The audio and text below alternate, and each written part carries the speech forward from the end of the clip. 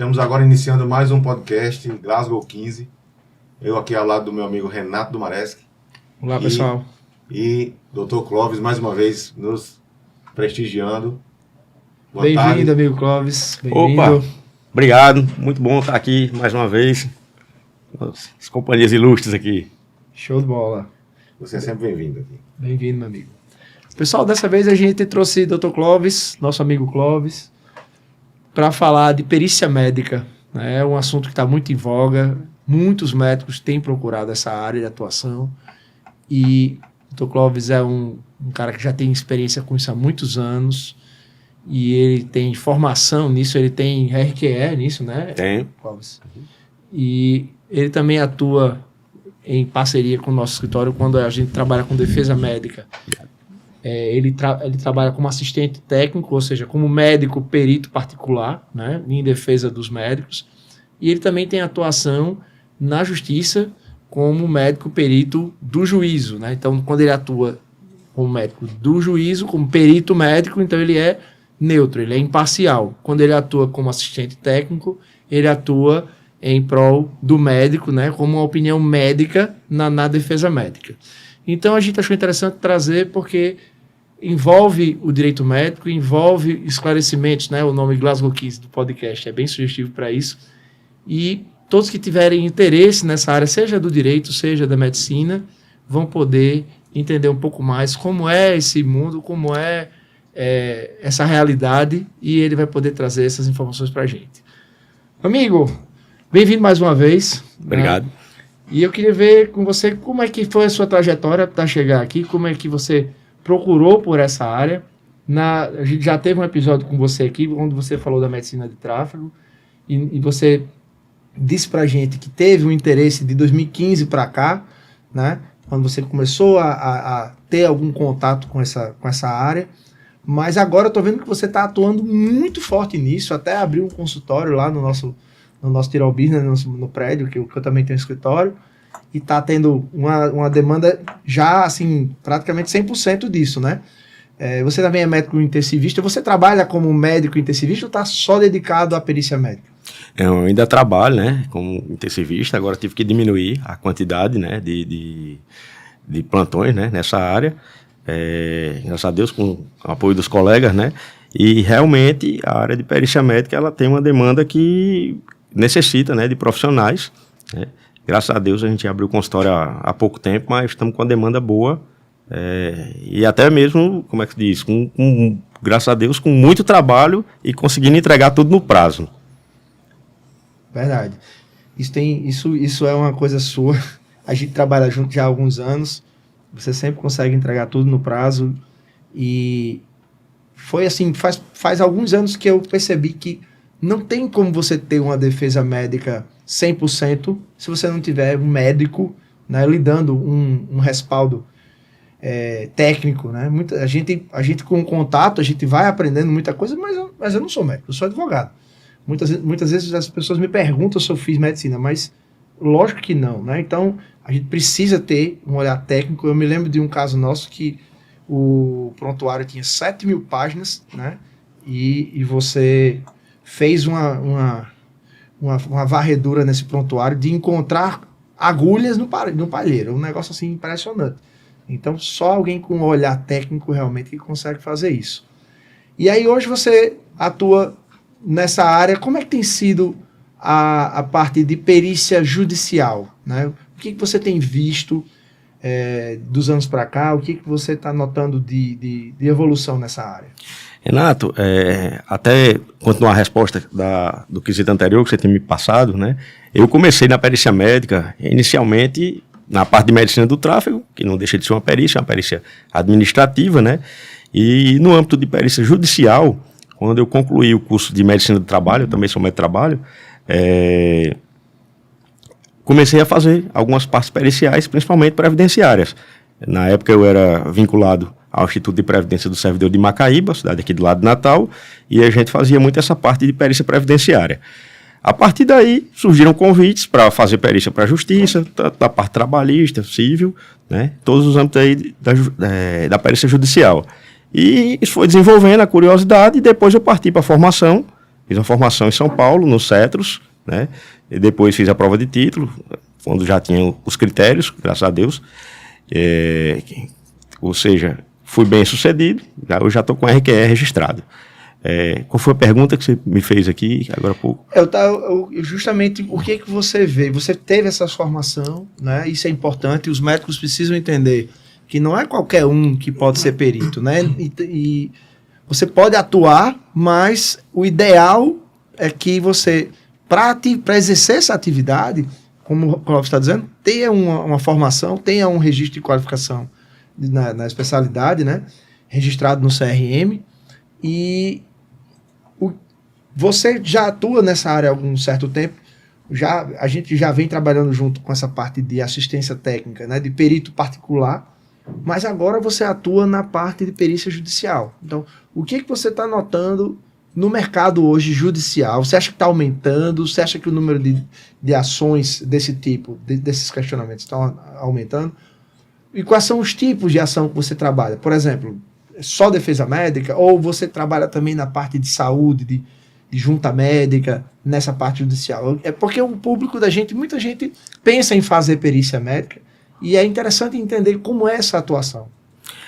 Renato, o médico perito, ele tem várias áreas para pegar e trabalhar, né? No âmbito da perícia judicial, tem o âmbito trabalhista, né? Tem o âmbito previdenciário, tem o âmbito civil, que é onde geralmente estão as ações de erro médico, né?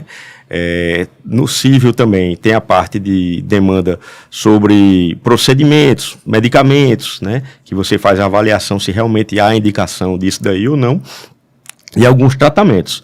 Alguns desses estão inclusos na lista do SUS, né? Outros não.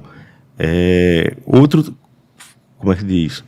Outra parte que é bem demandada também são as perícias, né, acidentárias. Por exemplo, perícia DPVAT. É uma quantidade também que tem muita demanda, né?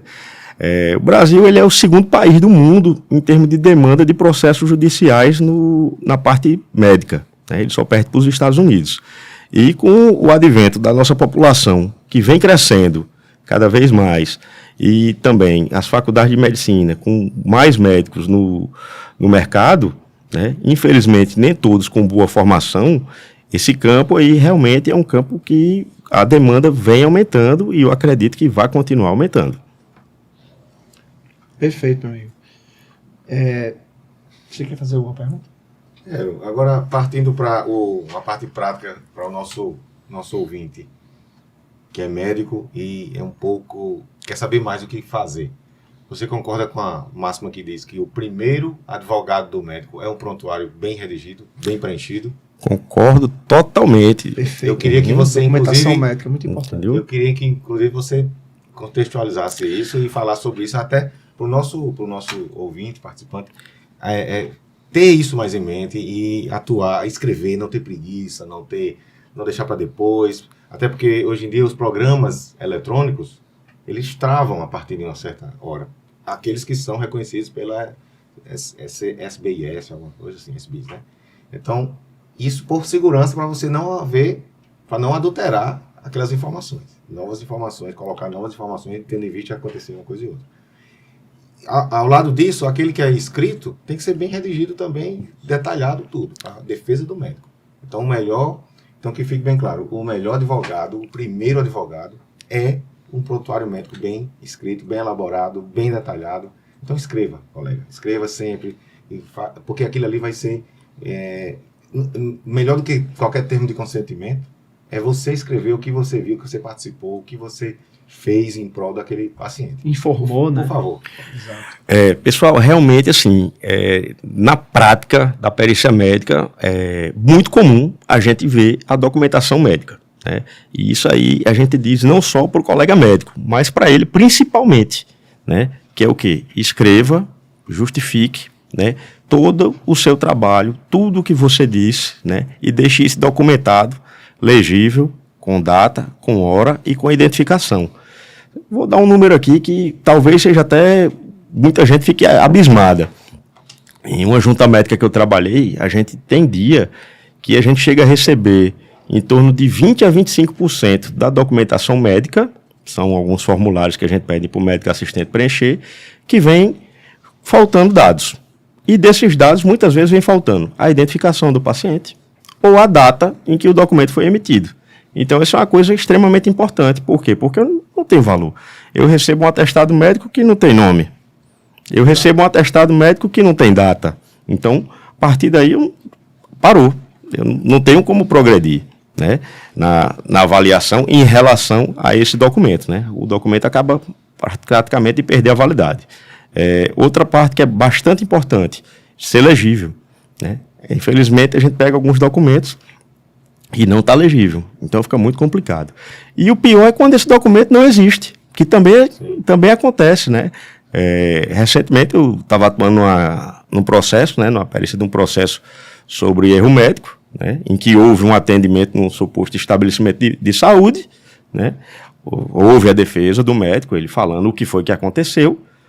E realmente eu olhei os autos, não eram tão grandes como esse prontuário de São Paulo, né, que a gente viu lá de 7.000 páginas e tudo, mas era em torno aí de umas 700 páginas e não havia nenhum relato, nenhuma documentação do atendimento da paciente nesse estabelecimento de saúde, né?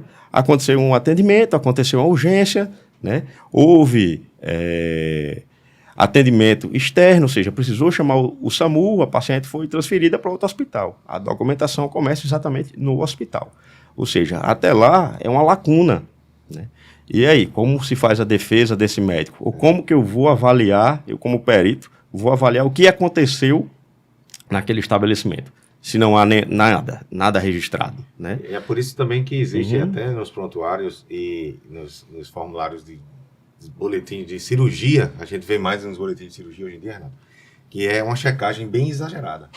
Checagem pela enfermeira, pelo técnico, pelo médico, pelo anestesista, seu nome. Você pergunta 4 vezes o nome da pessoa, se é você mesmo, sua idade, tem uma pulseira. Então, porque havia muito lapso muito erro besta por conta do nome, da idade da pessoa, de uma troca de lado de um braço, de um rim, enfim, acontecia isso. Acontece. Então, para evitar esse tipo de coisa, essa checagem que veio do modelo internacional americano, implantado aqui, principalmente por até serviços de hospitais que têm uma modalidade, né, uma herança americana também, levou esse tipo de formatação que a gente às vezes acha exagerado, mas que precisa porque talvez passe 3 vezes. Na 4ª pessoa, ela acha aquela brecha, uma inconsistência, né? Alguma diferença. Aí ali, ó, tá vendo? Não era aquilo, não era aquilo. Exatamente. Outra coisa, agora falando tipo para o não médico, né? Para o paciente, né? E às vezes até para o advogado, né? Então o que acontece? A gente pega muitas vezes falha na documentação em alguns tipos de processo. Isso é bem comum. Vamos dar um exemplo.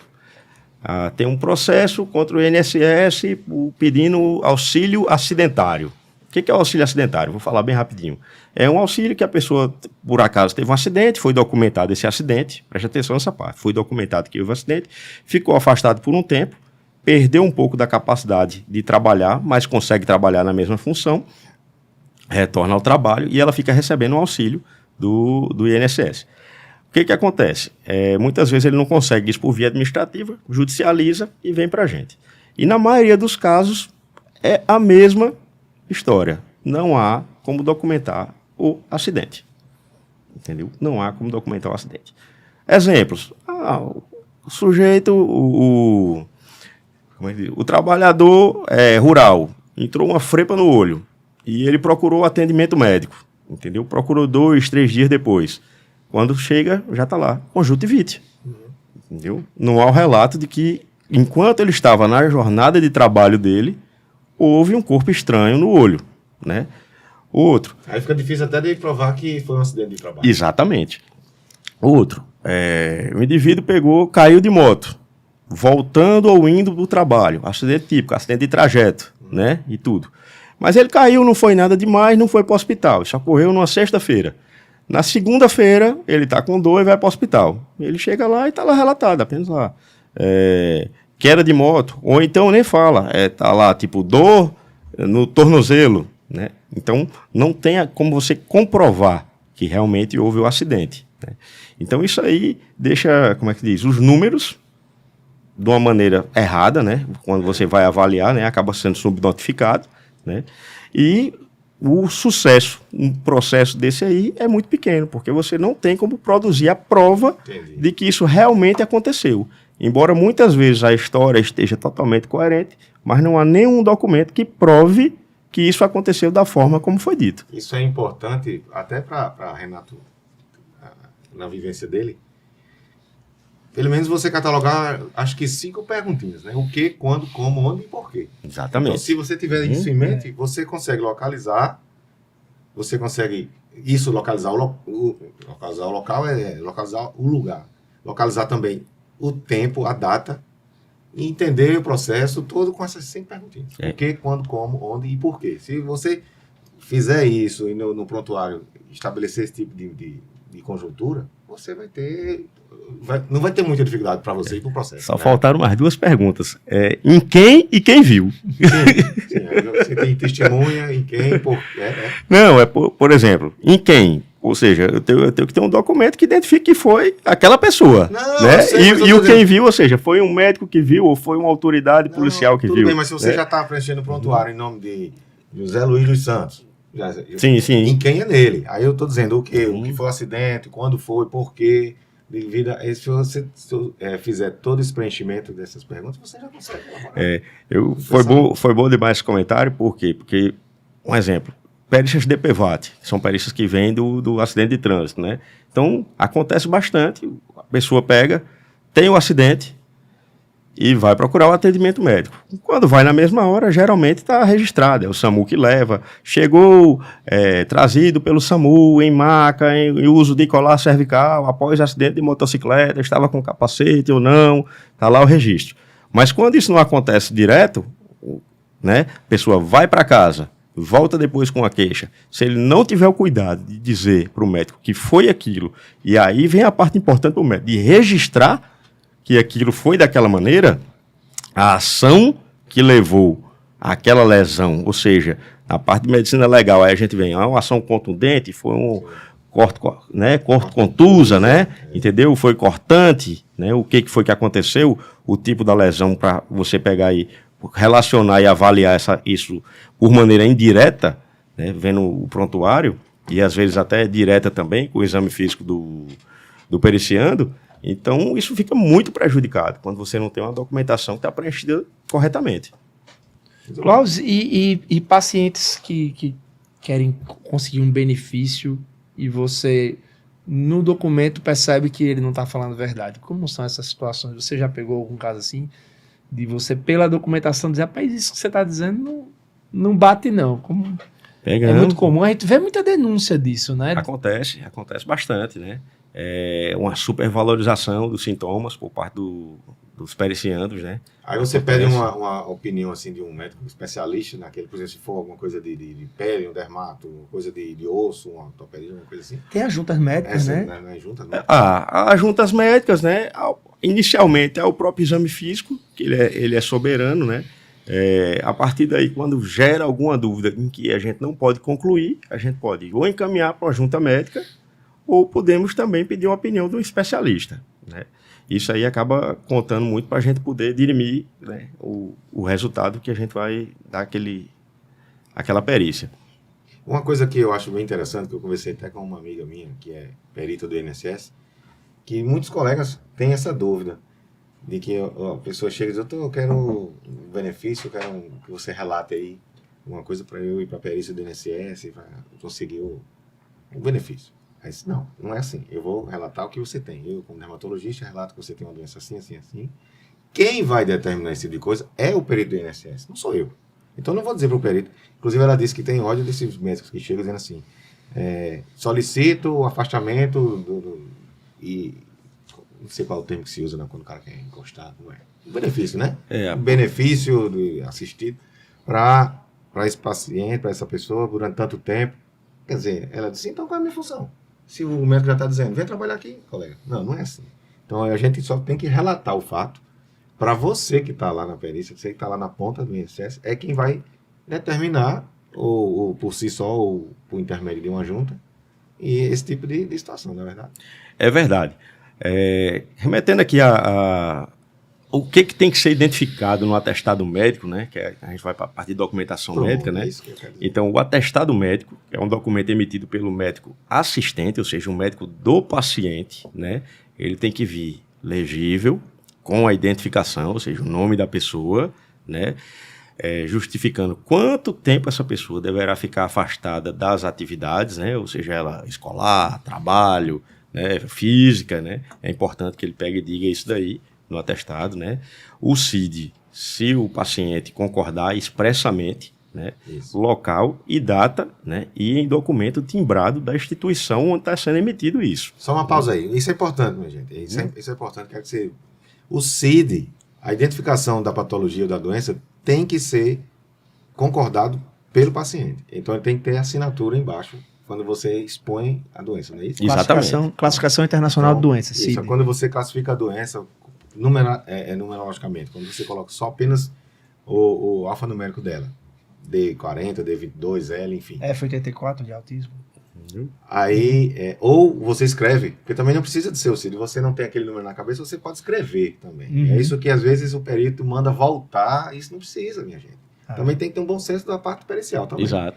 Então, eu não sei o CID de câncer de pele, mas eu tenho câncer de pele tipo tal. Não precisa colocar C80 ou um ou outro. E o paciente escrever, aliás, assinar embaixo, porque ali faz parte do sigilo médico, você não pode dizer a doença que o paciente tem, mas se ele concordar, ele assina e continua com essa conversa. Aí, ou seja, quando esse atestado chega para o médico perito, para a avaliação dele, quando vem, que é o correto, vir com a quantidade de dias estimado ali pelo médico assistente, cabe ao médico perito julgar. Realmente, para essa doença, esse período está certo. Ou não. Então é só uma sugestão do médico assistente, ele só sugere para você que dá o aval. Exatamente, entendeu? Ou seja, o período que o médico assistente coloca, ele vai passar por uma análise do médico perito. Se for compatível, provavelmente, e na maioria dos casos, é realmente aquele período. Mas a gente pega realmente alguns exageros, né? Tipo, já peguei casos de doenças que a gente vê que em 15 dias a pessoa tem condição de retornar ao trabalho e o médico afasta por 90. Né? Então, realmente, não cabe esse tipo de coisa. E em alguns casos, também, o médico assistente coloca, né? Não observo condição laborativa, né? Deixando a quantidade de dias a cargo do perito, né? Então, geralmente, a gente pega e vê isso. E é importante falar... Isso é interessante, eu não sabia disso. Não. Acontece também. E é interessante para você que está em dúvida sobre o dias de afastamento daquela patologia, você deixar a cargo do perito, já que ele vai passar pela perícia do INSS, né? Exato. Se não for uma coisa para o trabalho dele, que ele vai voltar para o trabalho e dizer, olha, aqui não tem a quantidade de dias, eu não posso nem afastar você. O patrão vai dizer isso. Exatamente. Mas se for um laudo para análise pericial do INSS, gostei dessa sugestão. Né? E uma coisa que também acontece é quando vem esse tipo de atestado, né, a gente recorre, lógico, à literatura. Por quê? Tem o manual do INSS, que já diz também a média de dias para cada tipo de cirurgia, entendeu? Ou doença que está acometendo, né? O periciando, né? E tem também o manual do servidor do Distrito Federal, que é excelente, entendeu? Dessa parte. Fala muito bem mesmo. Teve uma vez que eu sofri um acidente de bicicleta, fui atropelado, né?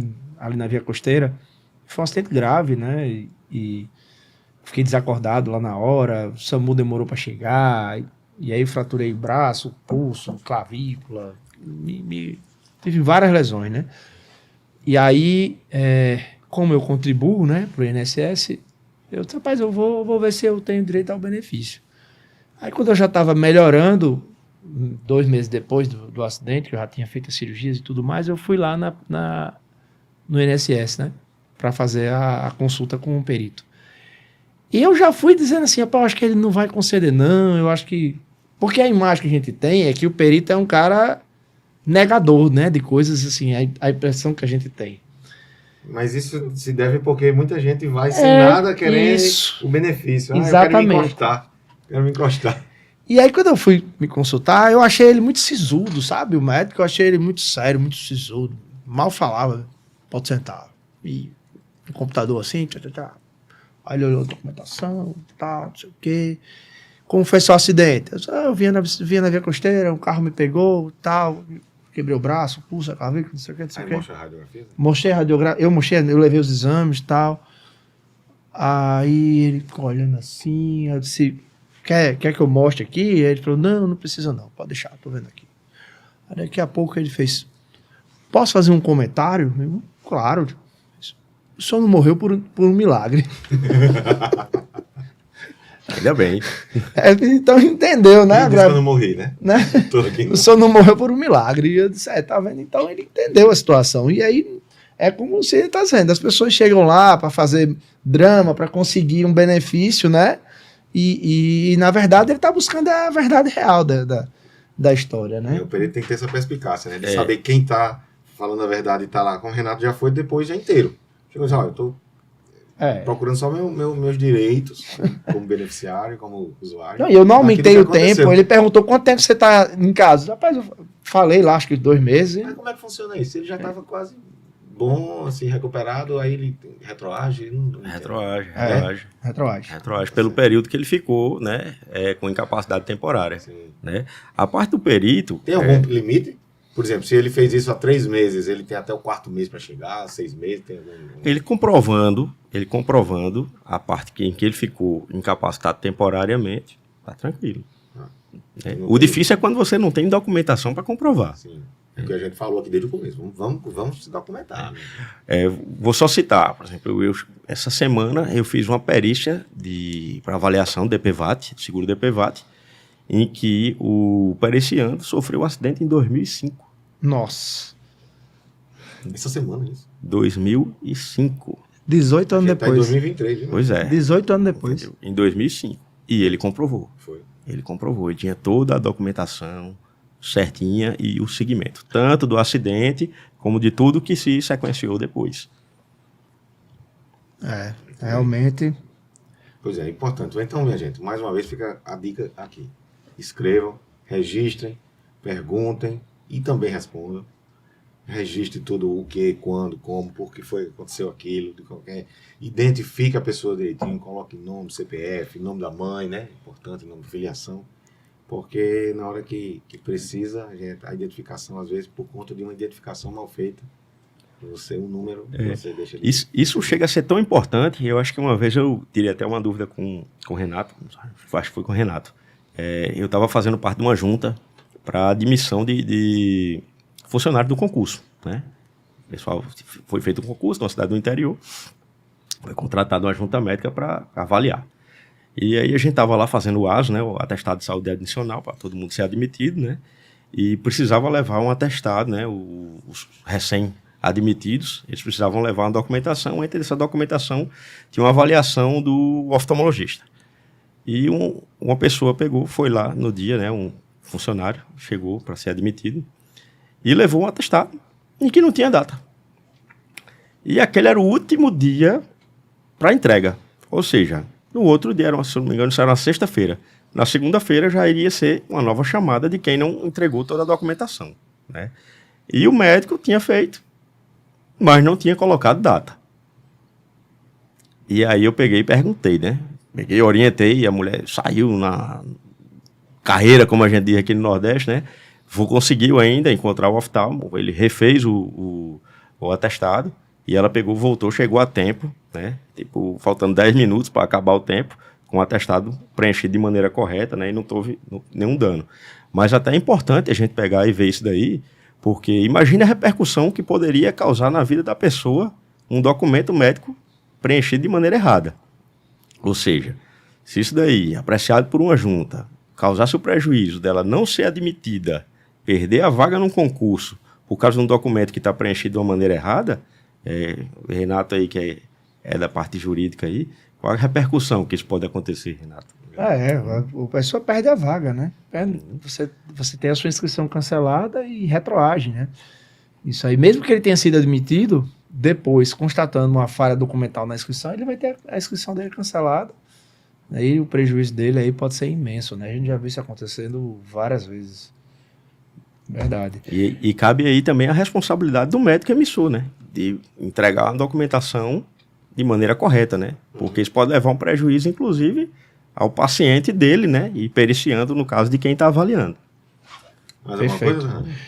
Não, meu amigo, eu acho que a gente teve uma conversa muito boa, Proveitosa, só. muito proveitosa. Eu quero só deixar um conselho realmente para todos os médicos que se deparam, né, com a desagradável situação de acusação de erro médico, é que quando você tiver nessa situação de defesa, nunca faça a sua defesa sem um assistente técnico médico, né? Porque o advogado pode entender muito, mas é importantíssimo, todas as defesas lá do escritório, a gente tem sempre um médico dando essa assistência e também para quem for acusar também, é o mesmo conselho. A gente está vendo muito caso de pessoas que acusam o médico. Eu tive uma audiência que, primeira audiência de conciliação, aí eu disse, o senhor sabe o que foi que aconteceu? Eu perguntei para a parte autora. O senhor sabe o que foi que aconteceu? Porque eu não consegui entender a sua petição inicial, qual é o problema. Aí ele fez, doutor, na verdade a gente está entrando com essa ação para descobrir qual foi o erro. Eu disse, não, você não pode entrar com ação para descobrir o erro médico. Você tem que saber qual foi o erro médico, mostrar, provar, né, para você ter o seu direito garantido. Você não pode dizer assim, eu acho que houve erro, vou entrar com ação para investigar. O processo ele não serve para isso, né? Então, também contrate um assistente técnico médico na hora que você for investigar se houve uma falha técnica do que você está tentando acusar, né? Porque senão você vai terminar perdendo a ação, vai pagar honorários, vai pagar custos, vai perder tempo, né? Vai ter um gasto muito maior porque não se documentou corretamente e não buscou a assistência técnica médica correta para isso. Né? Tem uma parte que a gente faz, Renacide, chamada análise de viabilidade. Né? Mais ou menos isso daí, ou seja, você analisar rapidinho, dar uma olhada na ideia de que por que judicializar, o que está causando aflição na parte para que seja judicializado. E realmente você encontrar se há subsídio ali para que seja dada entrada numa ação ou não, para exatamente não desperdiçar energia, uma coisa que às vezes nem precisa. Perfeito. Com isso, terminamos mais um episódio. É sempre bom. O assunto aqui com o Dr. Clóvis nunca acaba, porque tem uma experiência de vida enorme. E é um assunto que gera curiosidade e interesse em todo mundo. Inclusive, a gente vai falar agora no próximo episódio, né, sobre publicidade médica, e a gente até convida para Clóvis ficar com a gente aqui. Isso. Mas para esse episódio, a gente vai encerrar. A gente agradecer aos nossos parceiros, ao Laboratório Alexander Fleming, né, sempre nosso parceiro muito forte com relação a isso. Passando aí, Jeanzinho, o Jeep Clube, né, muito obrigado pelo apoio também, sempre uma amizade muito grande com todos os Jeep Clube. Cadê Xoxó, que o nosso presidente está aqui. Em 2024 já vamos Clínica Nuclear, muito obrigado. Aí, meu filho, já estamos muito mexendo, rápido passando aqui. Já estamos nos mexendo para o 2024, dia 2 de fevereiro. Muito bom. Clínica Nuclear. Clínica Nuclear, nosso parceiro novo aqui, muito obrigado a todos da Clínica Nuclear. Se você precisa fazer um exame, né, que tenha essa medicina nuclear envolvida, a Clínica Nuclear é referência já por muitos anos, desde 1992, e eles ficam ali na Afonso Pena, número 1101, né? O telefone deles é 84 31 98 10 10. Então, se você estiver precisando de um exame desse tipo, a Clínica Nuclear é referência em Natal. Muito obrigado pelo apoio. É isso, pessoal. Muito obrigado. Né? Fiquem com Deus e até o próximo episódio. Obrigado, Clóvis. Assistam, compartilhem, curtam e espalhem. E comentem as dúvidas que vocês tiverem, que a gente vai ter o maior prazer em responder. Um abraço. Obrigado. Valeu.